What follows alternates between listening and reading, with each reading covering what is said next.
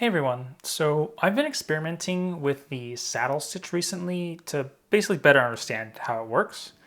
And in the course of going through various videos and YouTube comments and like forums and Reddit, a common topic that comes up is tying a knot in the stitch and how that relates to casting. So basically I printed up an expanded view using these basically circular holes for my own testing, and I figured it would be interesting to share. Now, there are some disclaimers. First, this isn't going to be a tutorial. There are plenty of good resources out there already, and I personally would recommend a recent 3-hour series, yeah, I know, 3 hours, by Armitage Leather. It basically covers a bunch of different orientations and variations, so you'll develop a really good understanding of the stitch mechanisms. Second, I won't be speaking to the strength of the knot versus no knot versions, since I haven't seen or performed any actual strength experiments myself, so I don't really have any conclusions.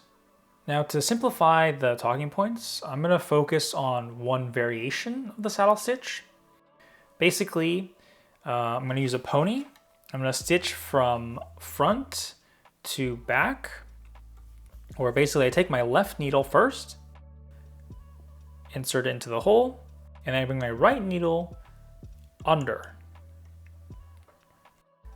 And then I kind of get it out of the way and insert the right needle behind, and then bring this loop over in the cast. From there, tighten. Now, this seems to be the most popular order of operations on YouTube, so hopefully it's already familiar to you. I'm going to do a couple more and then we can look at how the threads lie.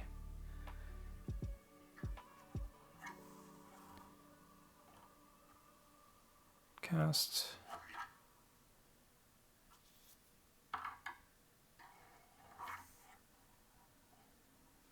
Cast. From this view, we can see that the thread is exiting each hole from the bottom and entering the next hole at the top. And that's when it kind of goes over to the other side. So, bottom, top.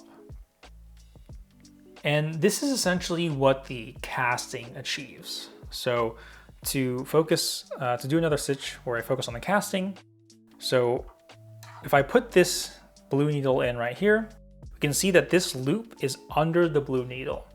So when we pull the blue needle through, its thread will be forced up and this loop will be forced down. But when we cast, now we can see that this loop is above the blue needle.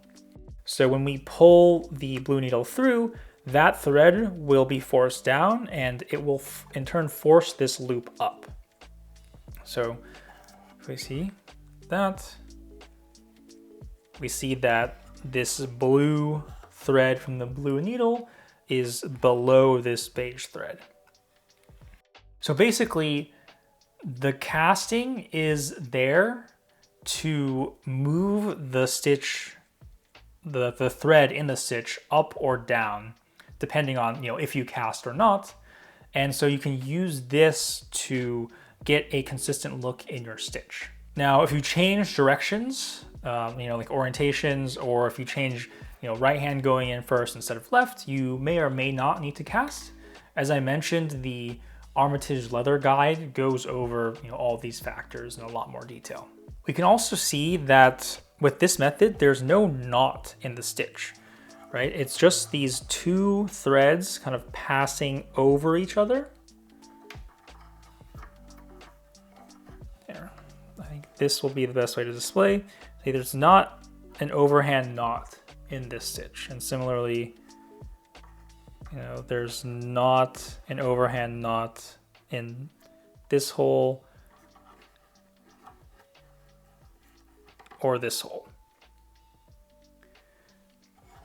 So where does the knot come from then?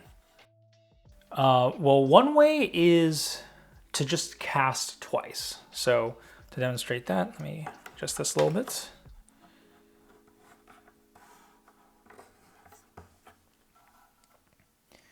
So we kind of left first through, right behind, here, and now we loop once, and then we loop again to cast twice.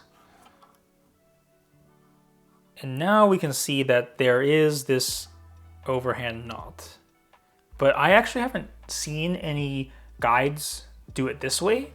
I think the more common way to get a knot is to basically cast on opposite sides. So basically, we insert the left needle into the leather, and then we keep it here. Now, normally if this is leather, the needle will just stick, but since it's this exaggerated version, I have to hold it here. And then we still insert the right needle behind. And now we cast forward as we would normally on the left, but then we cast backwards toward us on the right. And so that basically creates an extra loop and gives us the overhand knot, as we can see again. The other way to do this is you can insert with your left, and then instead of coming under with the needle on the right, we can go over, but then we still insert it kind of behind where the thread is, and then we still cast. So this basically just changes at what point we do the cast on the right needle, and that also gives us the overhand knot. Now, I don't really have a recommendation either way. As I said, I can't comment on the strength, so it basically comes down to using whichever method achieves the look that you want.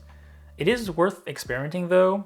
I think it's important to make the active decision to stitch in a certain way rather than always just following a guide. Understanding the mechanics of the stitch and whatnot can reduce the confusion that comes with all the different variations. Like sometimes you might have to go left hand first, but sometimes it's more convenient to go right hand first. Sometimes you can stitch towards you, but sometimes you need to stitch away. And also if you use diamond chisels, sometimes you're gonna punch with the holes aligned, but other times they might be crisscrossed. And so these different factors, will change how you need to stitch, get a certain look. And so understanding the stitch will help you, get the correct method. Lastly, I actually do stitch a fair amount without a pony. And I do want to make a similar video using that method. Now, whether or not that's your preference, I would still recommend learning how to stitch without a pony. It's just another skill. At the very least, I have encountered designs where using a pony is a lot more annoying because of just how the stitches sit and how you need to, maneuver the piece into the pony. So I think it's still worth it. Anyway, I hope you found this video helpful. Feel free to let me know your preferred style of stitching in the comments down below, and I'll see you in the next one.